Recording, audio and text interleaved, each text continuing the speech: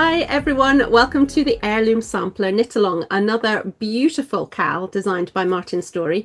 Martin, welcome. Tell us a bit about this project.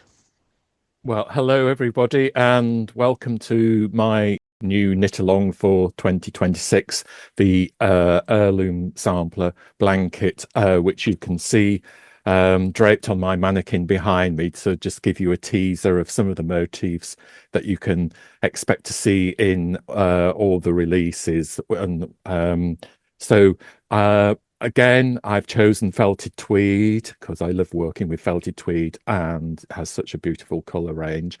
And for the inspiration this time, I've been looking at traditional cross stitch samplers, particularly from the sort of Victorian Edwardian period when young girls were taught to cross stitch as part of their education. In fact, I do remember my grandmother's cross-stitch sampler in the bedroom where I slept, which she made at the age of 13, and all the sort of imagery and motifs on that sampler has really influenced me in my sort of knitting career. I think you can see elements of that come up in my color work designs through in my Rowan brochures and magazines.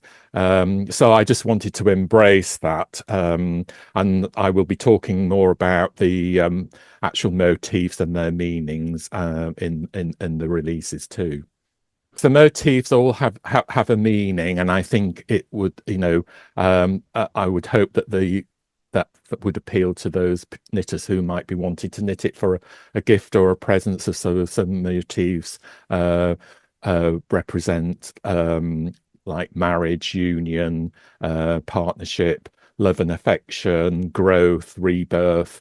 So there's many interpretations within these motifs, but would make an appropriate sort of gift that would be passed down through the generations, which is the whole concept of that's cross-stitch samplers. They were designed to celebrate an occasion or an anniversary or the birth of a child.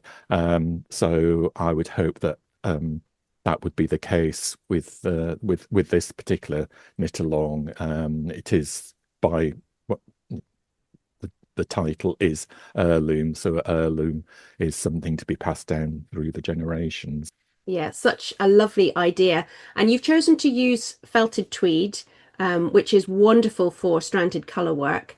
Tell us about the colours that you've selected. Well, I've chose in this particular blanket. I've only done one colorway on a clay base, and there's actually 9 colors within this blanket. We've got the lovely French mustard, which is the lovely green that you can just see here, the peony pink, the lotus green, which is another lovely green, the ginger, which you can just see at the very top of the top of the mannequin here, rage, the lovely red color, which we've used as the border for the blanket, fjord, lovely blue, bilberry, and iris, which are nice that you can see here, the lovely rich purpley damson colors.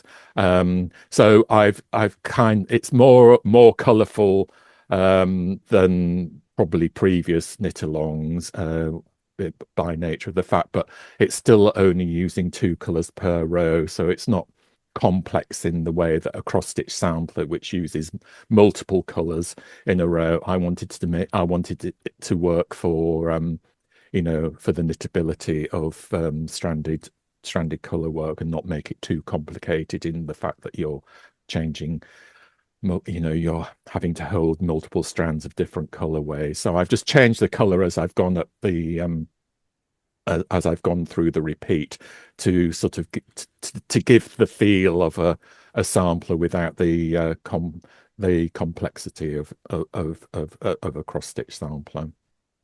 And the composition and the way the colours move through the blanket are beautiful.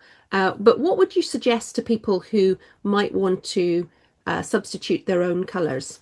Well, this is something that we've been sort of building on through my knit alongs in encouraging knitters to actually experiment with their own color palettes. I would suggest actually to do a bit of research on traditional cross stitch samplers and look at the color, because that's what I did. I looked at how the color balance in samplers. And the palettes, and also just changing the background color as well will make a huge difference. And also, it would work beautifully just in two colors as well. That that's something we've done. That was something particularly success worked really well in the midwinter knit along. We did a two-color version as well as a multicolored version, and it still looks as beautiful. So I think it would work. If you particularly wanted it to work with your color scheme, a two-color version would be very beautiful. But even so, there's the choice is yours. I've only done the one colorway this time because my suggested colorway, because I think it's, I we want to encourage knitters to actually experiment and play with the colors, but do a little bit of research on that. If you're not confident with actually working with your putting together a colorway, do look at, there's lots of imagery online. If you just Google cross stitch samplers, you get multiple images, and that's a really good starting point to creating your own colorway as well. So tell us about the construction of the blanket. Are we piecing things together? Does it have a border? How is it going to work? We're not piecing together this time. It's not knitted in squares like the previous blanket knit along. It's all worked in one piece over a 60 stitch repeat, and you're repeating those 60 stitches 4 times for the full width of the blanket.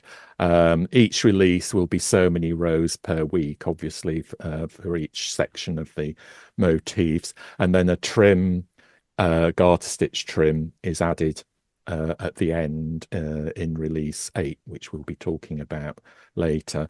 So knitted flat, so it's knitted right side knit, wrong side purl in stranded color work, which we've talked about before in previous knit alongs. But it's very easy to convert into a steeked blanket, which can be knitted completely in the round.